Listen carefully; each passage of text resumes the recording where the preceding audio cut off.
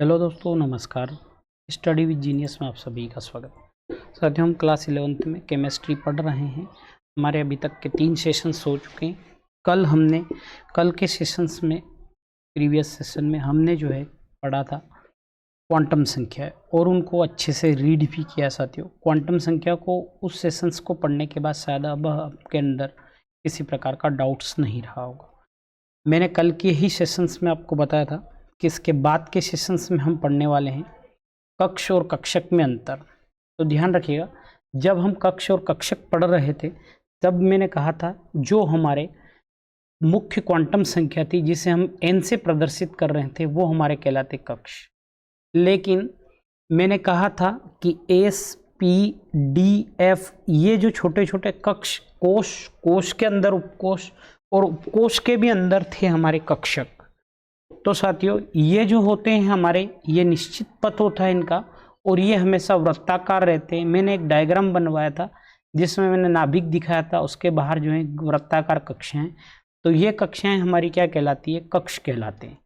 लेकिन ये त्रिविमी में रहते हैं। मैं इनके डायग्राम बता दूंगा। एस जो रहता है हमारा गोल रहता है, पी जो रहता है हमारा साथियों डमलाकार रहता है, और डी रहता है साथियों डबल डमलाकार। कैसा रहता है? डी हमारा डबल डमलाकार रहता है।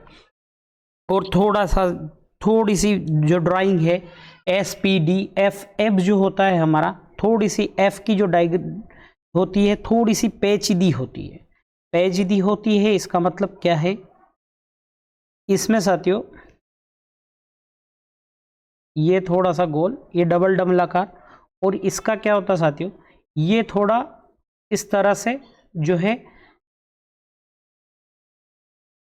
इस तरह से जो है 8 आकृतियों में ये जो है घिरा हुआ रहता है। इस तरह से एफ कक्षक रहता है। ये सभी वृत्ताकार कक्ष होते हैं। इसके अलावा बाकी सभी को आकार जो है अलग अलग होते हैं। इनमें आप दिशा व्यक्त नहीं कर सकते, अदिशात्मक होते हैं। ये एस को छोड़ के सभी दिशात्मक होते हैं। इनमें अगर हम बात करते हैं तो इनमें केवल इलेक्ट्रॉन्स ऐसे ही घूम रहे हैं, अर्थात हम द्विमीवी गति की बात करते हैं। लेकिन इसमें क्या है? डमलाकार, डबल डमलाकार, हेलिकल अलग अलग शेप में है, अर्थात यहाँ पर किस तरह की गति की बात करते हैं? हम त्रिविमी गति की बात करते हैं। आप लोगों को एकविमी, द्विविमी, त्रिविमी गति अभी हम जो है पढ़ने वाले हैं फिजिक्स में। जब मैं सरल रेखी गति पढ़ाऊंगा तब आप लोगों को और क्लियर हो जाएगा, ठीक है। अब इसमें इलेक्ट्रॉनों की संख्या 2n² के हिसाब से रहती है। जैसे कि फर्स्ट में 2 रहेंगे, सेकंड में 2n², है ना। 2 × 2⁻², तो ये हो जाएगा साथियों 8। थर्ड की बात करते हैं, थर्ड में तो 3 × 3 = 6, 3 × 3 = 9, × 2 18। इस तरह से जो है इन कक्षाओं में इलेक्ट्रॉन रहते हैं। लेकिन जब हम बात करते हैं कक्षकों की, तो किसी कक्षक में अधिकतम कितने इलेक्ट्रॉन हो सकते हैं? 2 हो सकते हैं अधिकतम। क्यों? क्योंकि यह कक्षक हुआ आपका, एक ऊपर वाला एक नीचे वाला, ठीक है। कंप्लीट हो गया होगा आपको कक्ष और कक्षक में अंतर। अब आज का एक नियम पढ़ते हैं साथियों, n+l का नियम। n+l का नियम जो है ये क्या कहता है कि अगर आपको, है ना, अगर आपको किसी भी दो जो है n+l का नियम, अगर आपको इलेक्ट्रॉन का पता करना है कि ये पहले कहाँ जाएगा, पहले 4s में जाएगा या ये 3d में जाएगा, आप लोगों को इसमें कंफ्यूज हो रहा है। तो इन दोनों में से अगर मैं आपसे पूछता हूँ कि इलेक्ट्रॉन कहाँ जाएगा, तो मैं कहूँगा जहाँ n+l का मान कम होगा वहाँ जाएगा। अब मैं n+l का मान निकालता हूँ तो इसमें n का मान तो है 4, इसमें l का मान है 0। जब 3d में बात करता हूँ तो यह 3 और हो गया +1। साथियों थोड़ा सा इसको 3 ले लेते हैं तो ये दूसरा एग्जाम्पल से भी बन जाएगा। तो ये हो जाएगा मेरा 3 + 0, 3 + 1, अर्थात ये हुआ 4, ये हुआ 3, अर्थात n+l का मान कहाँ कम है? 3s में कम है। तो 3d के पहले इलेक्ट्रॉन कहाँ जाएगा? 3s में जाएगा। लेकिन फिर से हमें कंफ्यूज ये हुआ कि आपके एक साथी आया, आपके साथी ने आपसे बोला कि मुझे आप जो है 4s और 3d में बताइए कि पहले कहाँ जाएगा। हमने कहा ये बड़ी पेचीती बातें आई है, तो हम निकालेंगे फिर से n प्लस एल के रूल से। इसका n 4 हो गया, l इसका 0 हो गया, इसका n 3 हो गया, इसका l 1 हो गया। तो साथियों जब मैंने निकाला तो ये भी 4 आया, ये भी 4 आया। आप लोग कंफ्यूज हो गए कि हमने तो पढ़ा था कि n प्लस एल का जहाँ कम मान होगा वहाँ जो है इलेक्ट्रॉन चला जाएगा, लेकिन यहाँ तो दोनों एक जैसा है। जब ऐसी स्थिति उत्पन्न हो जाती है जहाँ n प्लस एल के दोनों मान बराबर आते हैं, तो ऐसी स्थिति में जहाँ n का मान कम हो वहाँ पर जो इलेक्ट्रॉन जाएगा। अब n का मान कहाँ कम है, तो यह है 3D में, क्योंकि 3D में 3 है। तो यही n प्लस एल का रूल जो है कहता है साथियों, क्या कहता है देखिएगा। n प्लस एल का जो नियम है, ये नियम ये कहता है विभिन्न कक्षाओं में इलेक्ट्रॉन n प्लस एल, ये क्या है n प्लस एल नियम के अनुसार भरते हैं, जहां l हमारा क्या है, जहां n हमारा मुख्य क्वांटम संख्या है तथा l हमारी क्या है, द्विगंशी क्वांटम संख्या है। तो इस नियम के अनुसार ये नियम यह कहता है कि नया इलेक्ट्रॉन उस कक्षक में प्रवेश करेगा जिसके लिए n प्लस एल क्या है, ये n प्लस एल का मान क्या हो, कम हो। ध्यान रखिएगा कहाँ प्रवेश करेगा, पहले n प्लस एल के कम मान में प्रवेश करेगा। लेकिन कभी कभी ऐसा हुआ कि n प्लस एल का मान अगर बराबर आया, अगर मान बराबर आया या मान समान आए, तो इलेक्ट्रॉन कहाँ प्रवेश करेगा, इलेक्ट्रॉन वहाँ प्रवेश करेगा जहाँ n का मान क्या हो, न्यूनतम हो। अर्थात ऐसी कक्षक में प्रवेश करेगा जहाँ n का मान न्यूनतम दिया हो, कम दिया हो। इसी नियम पर आगे संशोधन होते हुए साथियों एक वैज्ञानिक आए आफबाउ, और आफबाउ ने एक और सिद्धांत दिया और इसको काफ़ी डिटेल्स में समझाया। ये जितने भी जो आप लोगों के सामने दिख रहे हैं नियम्स 1, 2, 3, 4 है ना, अफबाउ का सिद्धांत, पाउली का अपवर्जन नियम, हुंड का अधिकतमता बहुलता का नियम और हाइजेनबर्ग का अनिश्चितता का सिद्धांत, ये इन पे आप 100 स्टार लगा लीजिए। जो भी नीट प्रिपरेशंस करेंगे वहाँ पर भी आप लोगों को बहुत ज़रूरी है। तो आज के इस सेशंस में हम पढ़ने जा रहे हैं अफबाउ का सिद्धांत। तो साथियों ये अफबाउ जो वर्ड आया है, ये अफबाउ वर्ड है एक जर्मन भाषा का वर्ड है, जर्मनी भाषा से लिया गया है। और जर्मनी भाषा में इसका मतलब ये होता है, इसका मतलब होता है निर्माण करना। क्या होता है, जैसे हम हमारी लोकल लैंग्वेज में कंस्ट्रक्शन को हम कहते हैं निर्माण, बिल्ट को हम कहते हैं निर्माण, उसी तरह से जर्मन भाषा में जो अफबाउ वर्ड होता है, उस अफबाउ वर्ड का मतलब होता है साथियों निर्माण। तो अफबाउ ने क्या कहा इस नियम के बारे में, उन्होंने कहा कि किसी भी परमाणु के कक्षकों में इलेक्ट्रॉन कक्षकों की ऊर्जा के बढ़ते हुए क्रम में भरते हैं। अब बढ़ते हुए क्रम में भरते हैं मतलब हमें ऊर्जा देखनी पड़ेगी अलग अलग कक्षों की, अर्थात कम ऊर्जा वाले कक्षक पहले भरते हैं, अधिकतम ऊर्जा वाले कक्षक बाद में भरते हैं। ध्यान रखिएगा, कम वाला पहले भराएगा, अधिक वाला बाद में भराएगा। लेकिन विभिन्न कक्षाओं की सापेक्ष ऊर्जा n का निर्धारण हम किससे करते हैं, हम n प्लस एल के नियम से जो है कक्षाओं के ऊर्जा का जो है निर्धारण करते हैं। पहले जहां n प्लस एल का मान कम होगा वहां जाएगा, फिर जहां पर n प्लस एल का मान ज्यादा होगा वहां जाएगा। ठीक है, तो देखो जैसा मैंने 4s और 3d लिया है, दोनों में अगर हम n प्लस 1 का मान की करते हैं तो ये आता है 4 और ये 3 to 5। तो अर्थात 4s जो है वो पहले भरेगा और 3d जो है बाद में भरेगा। क्यों भरेगा, क्योंकि 3d में ये आया 5। ठीक है, क्या आया, ये आया है 5 वैल्यू आई है, इसलिए ये बाद में भरेगा। यही अफबाउ जो है कहते हैं। तो साथियों अगर इनके नियम के हिसाब से अगर इनका एक फ्लो चार्ट हम बनाने की कोशिश करते हैं अफबाउ के सिद्धांत के अनुसार, तो ध्यान रखिएगा आप चाहे इसका कोई सा भी प्रैक्टिकल्स निकाल के देख लेना, मैं अभी आपको निकाल के बता दूंगा। तो आप लोग इस तरह से 1s 2s 3s 4s 5s, ये हो गया 6s। ठीक है, ये हो जाएगा मेरा, है ना, 2p 3p 4p 6p जो है 5p और ये हो गया 6p। ठीक है, इसी तरह से यहाँ पर लिखता हूँ मैं, तो ये हो जाएगा 3d 4d 5d 6d, है ना। फिर आ जाएगा साथियों, यहाँ से आ जाएगा मेरा 4f 5f 6f। तो ध्यान रखना, सबसे पहले हमारा इलेक्ट्रॉन जाएगा 1s में, 1s से आने के बाद फिर जाएगा हमारा 2s में, 2s से आने के बाद हमारा इलेक्ट्रॉन कहाँ जाएगा साथियों, वो जाएगा 2p और फिर जाएगा 3s में। फिर उसके बाद हमारा इलेक्ट्रॉन कहाँ जाएगा 3p, फिर 4s, फिर वापस से हमारा इलेक्ट्रॉन अगर आएगा तो वो जाएगा 3d, 3d के बाद 4p, 4p के बाद 5s।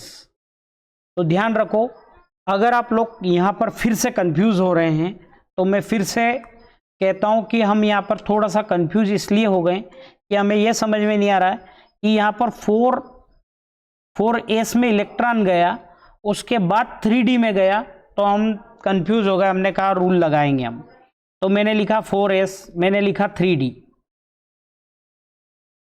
spd, है ना, 0 1 2। ठीक है, मैं l की वैल्यू निकाली मैंने, तो ये हो जाएगा n प्लस l, इसका n प्लस l।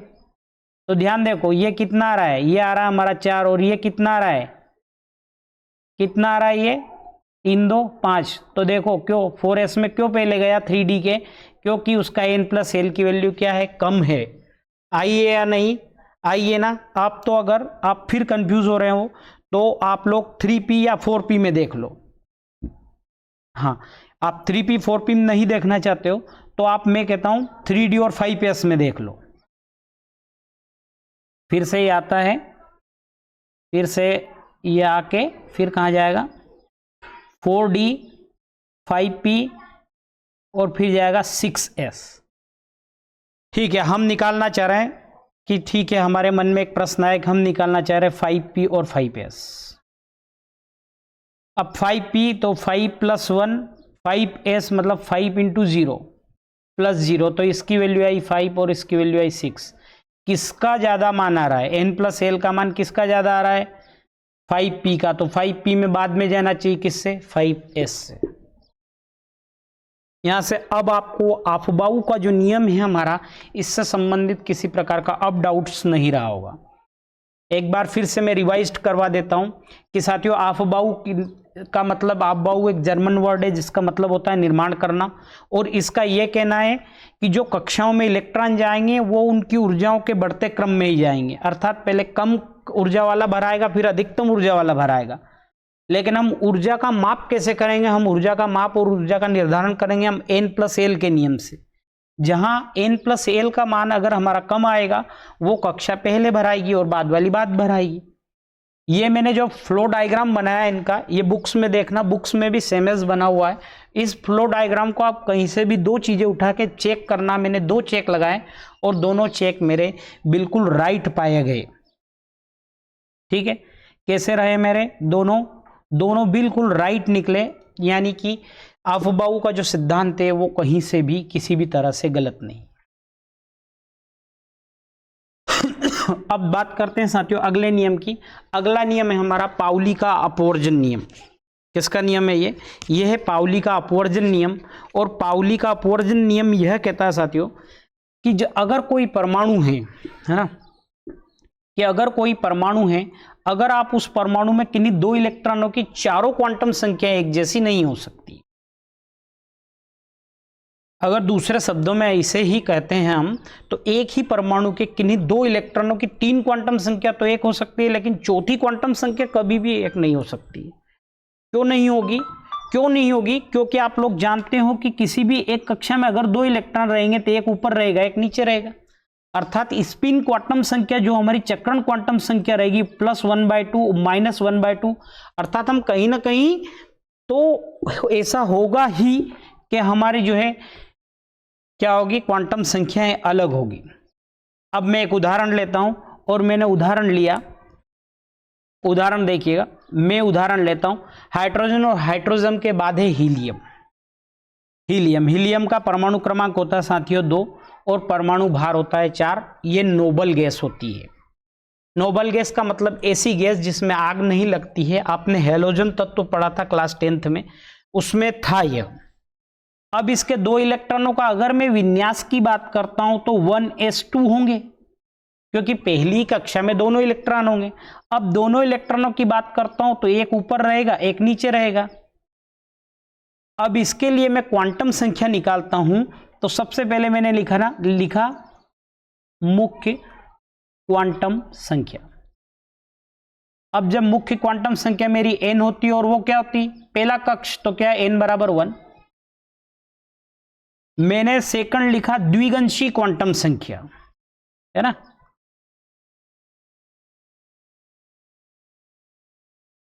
द्विगंशी क्वांटम संख्या जो कि L, मैं दोनों इलेक्ट्रॉनों के लिए निकाल रहा हूं, इसके लिए और इसके लिए। मान लो A के लिए और ये B के लिए, तो मैं यहां A की वैल्यू लिख रहा हूं, मैं यहां B की लिख रहा हूं। दोनों है एक ही कक्षक में, दोनों S के हैं, मतलब L बराबर 0। जब मैं हमारी चुंबकीय क्वांटम संख्या लिखता हूं, चुंबकीय क्वांटम संख्या लिखता हूं, चुंबकीय क्वांटम संख्या हमारी m होती है और ये तो पूरे कोष की रहती है और जो कि 0 है, तो ये भी 0 हुई। आपने कहा कि हम लोग कंफ्यूज हो गए हैं कि हमारा L, N, L, M जो है एक वैल्यू आई। पाउली ने तो गलत कहा था, लेकिन मैंने कहा कि तीसरा हमारा रह गया है और वो है हमारा स्पिन क्वांटम संख्या, जिसे हम कहते हैं चक्रण क्वांटम संख्या। अब जब मैं क्वांटम चक्रण संख्या निकालता हूं तो पहले के लिए ऊपर जा रहा है तो +1/2 और दूसरे के लिए क्या है, नीचे आ रहा है तो -1/2। तो यहां से जो मेरा पाउली ने जो नियम बोला था कि 3 तो एक जैसी हो सकती है लेकिन चौथी कभी भी नहीं होगी, अर्थात पाउली का नियम जो है वो यहां से प्रूफ होता है कि पाउली जी ने जो बोला है वो बिल्कुल सही बोला है। उन्होंने क्या कहा है कि किसी भी परमाणु के किन्हीं 2 इलेक्ट्रॉनों की चारों क्वांटम संख्या कभी भी एक नहीं हो सकती। हाँ, अगर मैं बात करता हूं कि स्पिन क्वांटम संख्या +1/2 करोगे तो ये वैल्यू बदल जाएगी। स्वाभाविक सी बात है कि ये क्या हो जाएगी, बदल जाएगी। अब इसका महत्व क्या है साथियों, पाउली के जो नियम का महत्व है, पाउली के नियम का यह महत्व है हमारे यहां इसलिए पढ़ाया है हमने कि परमाणु के विभिन्न मुख्य ऊर्जा स्तरों में, उप ऊर्जा स्तरों में इलेक्ट्रॉनों की अधिकतम संख्या और विभिन्न इलेक्ट्रॉनों की क्वांटम संख्याओं की गणना हम कर सकते हैं इस नियम से। हमने सारी क्वांटम संख्याओं की, अगर एक कोष में 2 इलेक्ट्रॉन है तो हमने सब गणना कर ली और कह दिया कि हमारी स्पिन क्वांटम संख्या जो है वो अलग अलग होगी। ये महत्व है। और इस नियम से जो हमारी परमाणु संरचना रहती वो कहीं ना कहीं और ज्यादा स्पष्ट होती है कि आखिरी के 2 जो हमारे जो इलेक्ट्रॉन हैं उनका कम से कम चक्रण अलग है लेकिन वो अलग जरूर है। ठीक है, तो आज के लिए इतना ही काफी साथियों। मिलते हैं अगले सेशंस में आप सभी से। हम फिर पढ़ते हैं हुंड का बहुलतम नियम। अगर आपको मेरी क्लास अच्छी लगती हो तो प्लीज़ लाइक्स जरूर करें और अपने दोस्तों से शेयर करें। अपने जो है व्हाट्सएप फेसबुक पर जो है स्टेटस लगाएं, जिससे कि आपको और ज़्यादा क्लियरिटी आएगी। Thank you. जय श्री महाकाल। आपका दिन शुभ रहे। Thank you.